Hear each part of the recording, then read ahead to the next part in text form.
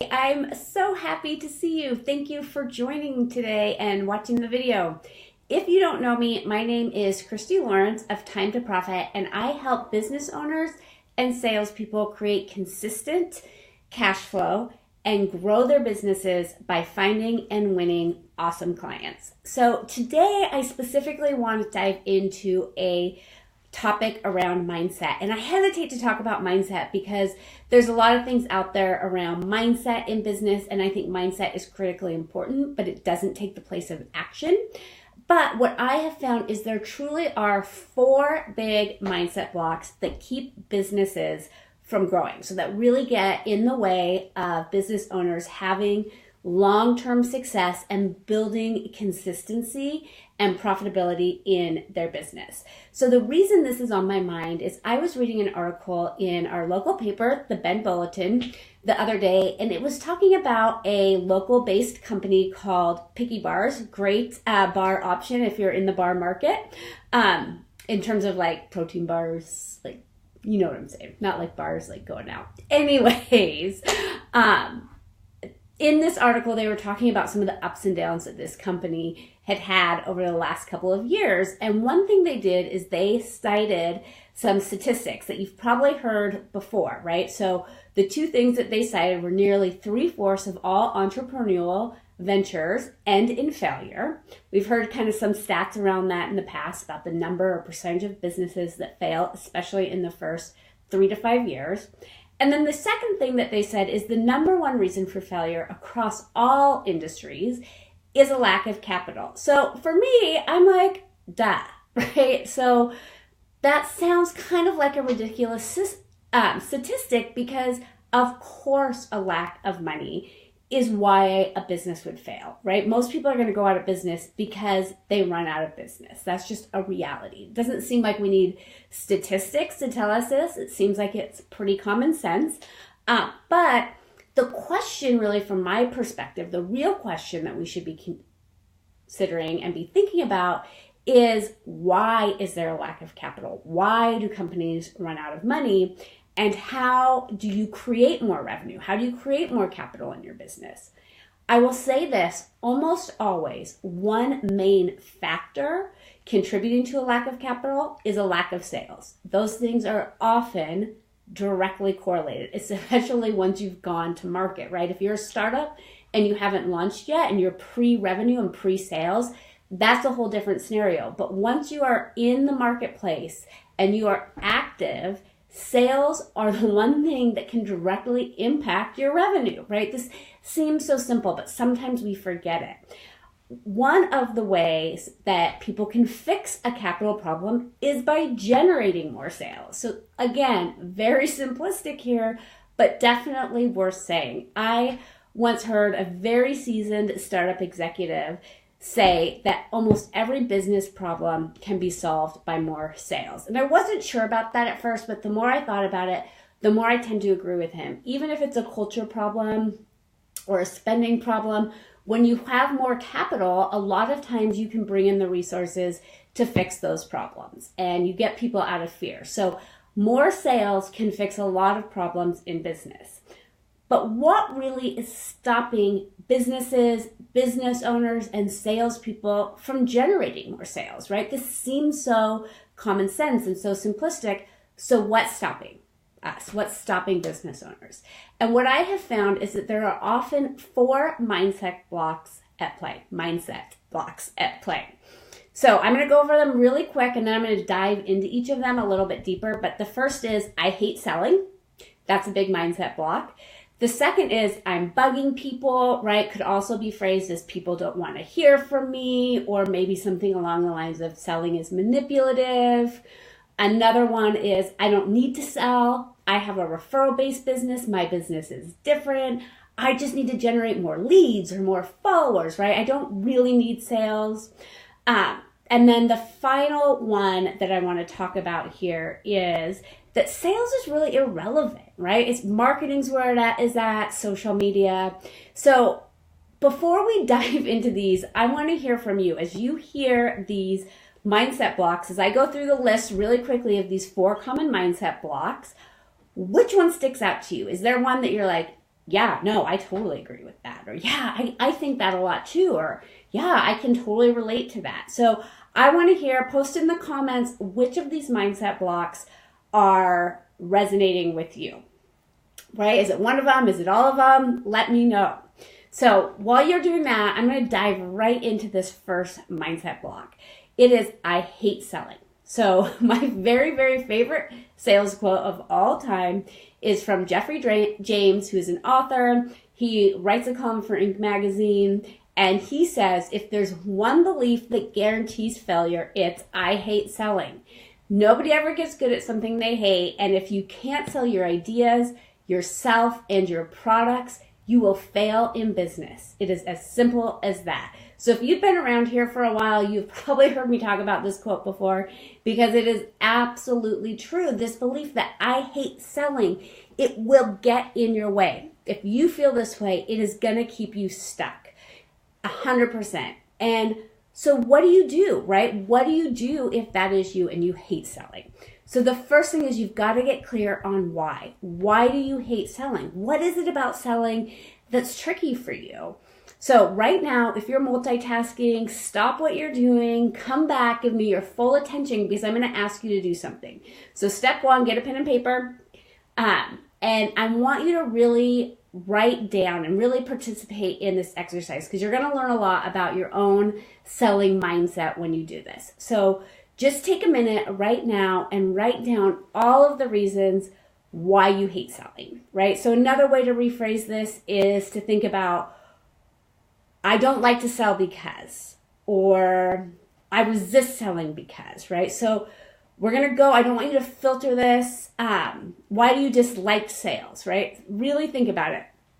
And this is important because if you want to create consistent growth in your business and a strong foundation, you have to get to the root of this belief. This one belief, if you have it, will absolutely block you from growing and creating consistent revenue.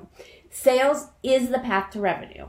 There is no other way to put it. Sales is critical no matter what your business is. You are always going to be selling, whether it's pitching to customers, whether it's pitching to investors, whether it's pitching to your employees, right? Because you're always going to, as a business owner, whether it's to your clients, whether it's your employees, whether it's your prospective customers, influencing others to take action is a crucial success skill. And it is actually what sales is all about. It's about influencing others to take a specific action. And if you are stuck around that, if you have resistance to that, you're not going to do the things that are going to set you up for success. So where's that resistance coming from? I want you to brainstorm everything you can think of. I don't like selling because. I don't want to sell because. Write it down. Everything that comes to mind, hit pause, and then when you're done with your list, come back and watch the rest of the video. Okay. Did you do the exercise? Okay, awesome. If you didn't do the exercise, then stop and do it, and then come back. So I want to know, what did you come up with on your list, right? Because oftentimes what I have found, what comes up are the things that I mentioned in mindset block number 2, right? Things like I'm bugging people, people don't want to hear from me, selling is manipulative. These are just some of the common perceptions that I hear on a regular basis about selling. So if you have them, the first thing to understand is you're not alone, and I get it. But I'm going to give you some straight tech here about this because it's really important. If you're bugging people, it's not because you're selling. It's because your selling message and your selling strategy aren't geared to your customers' pain points and what their needs are. Now, of course, not everyone is going to be a good fit for what you offer or be interested in it, even if they are. They're going to have their own roadblocks and their own mindsets. And that is part of the sales process, is how do you uncover that in a way that creates value for you as a business owner and also for your customers. But not, sorry, I totally lost my train of thought for a second. So, of course, not everyone's going to be a good fit, right? But the primary goal of sales shouldn't be to get people to buy. I know that sounds so counterintuitive, but it's absolutely true. The primary goal of sales should be to discern for alignment and fit for both the customer and for you and your business. And when there's alignment, and then you're helping people, you're not bugging them. You might be interrupting them in the moment. You might catch them off guard. They might not be thinking about it. But ultimately, when there's a good fit, you're making their life easier, right? When selling is done well, it's about making less work for your prospective clients. It's about connecting, engaging, and serving. And as humans, we crave connection. So don't be annoying, but that doesn't mean don't be proactive and don't be persistent. Be conscious of how you are doing selling so that you can do it in a way that adds value. So I want to go into the third mindset block around here. And this is a mindset block that really keeps business owners from breaking through and growing. And really, I see so many business owners get stuck here and stay really flat. So they get some success and then it kind of plateaus. And the mindset block that often comes up when a business plateaus is, I don't need to sell. I have a referral-based business. I just need to generate more leads, more followers. Selling isn't relevant in my business. So I've talked about this before on the blog. If this sounds like you, I want you to go to mytimetoprofit.com and read the blog and watch the video from December 12th. The title is 3 Ways to Increase Referral Revenue. And that's going to go a lot into this mindset block. But the bottom line is that unless you consistently have a wait list of clients and you're consistently exceeding your revenue goals quarter in and quarter out, you don't have a referral-based business. You want one, and that's okay. Referrals are an awesome sales strategy. I think they're often underutilized in business. They can have a huge impact on your business and become a very valuable source of leads and revenue. But here is the thing, is that once you get those referrals, you're gonna have to win those clients still. It might be easier, you might feel more comfortable, but there's still gonna be sales involved. And the other thing is that the art of asking for referrals actually is a sales process as well. So I just want you to know, if you have this mindset block, I have a referral-based business, but you don't have a wait list and you're not consistently hitting your revenue goals, I want you to be really honest with yourself and ask yourself, is this a mindset block that's keeping me from growing? Okay, so we're doing a lot of straight talk today. I know that some of this is really hard to hear, but it's really, really important if you want to grow, if you want to create that consistency in your business, and if you want to get to the point where you do have a waiting list of clients on a regular basis. So just stick with me here, and I appreciate you hearing the straight talk because it's really important for you. The final roadblock that I want to talk about today is this idea that sales is dead. It's irrelevant. It's so 1990s, right? Marketing and social media is where it's at. That is really where we're going to win customers, is through video and technology and the web. Here's the truth of that. Marketing is easier than it's ever before. It's more accessible than ever before. Social media and the internet have changed the landscape for business owners, and especially around marketing, dramatically. It's made big audiences accessible to small businesses for relatively small sums of money. And it's made targeting a lot easier. It has given us just a tremendous amount of data on the marketing front that we never used to have. And it's right there, right in front of you, at your computer every single day. And because of that, it's easy to get lured into this idea that if you just create a viral video or a viral post, or you get to 1,000 followers, that your customers are going to seek you out excitedly day in and day out. But here's the truth. Just because marketing is easier and more accessible than ever doesn't necessarily mean it's more effective than ever. And I want you to really hear that. Marketing is noisy. Consumers are bombarded with information and messages at a level that we have never seen before. And this is why sales is more important than ever, because it is actually a strategy that helps you break through that noise to actually get your customers to see you and to hear you and to get in front of them.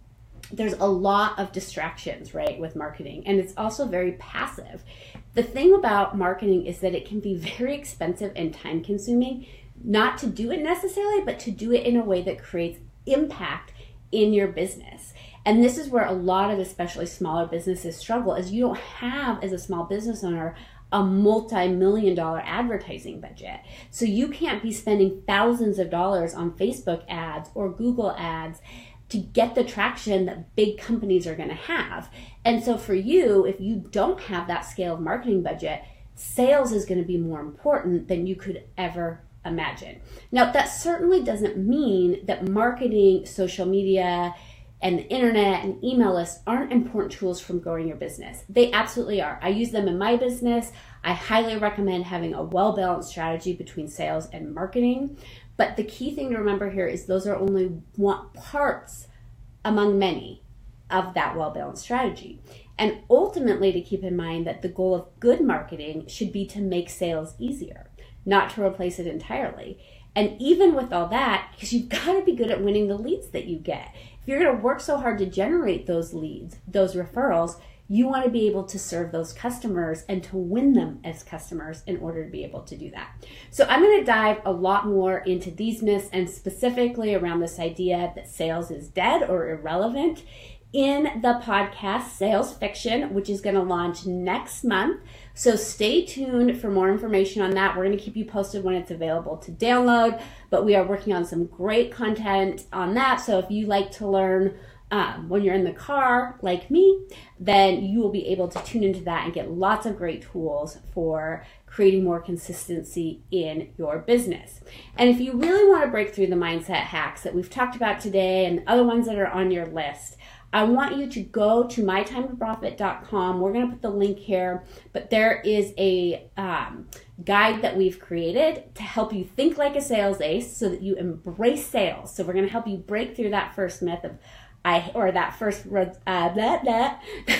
mindset block of I hate selling, right? Because we talked about if you have that, then you are just not going to be set up for success. So that is a great tool. If any of these mindset blocks are resonating with you and you can relate to them, I highly encourage you to go download that guide from mytimetoprofit.com. And I want to hear from you. Which of these mindset blocks do you most relate to? Or was there something that came up on your list that we didn't talk about? Let me know. Share what you're coming up with in the comments below. And I will see you next week. In the meantime, remember, believe in you.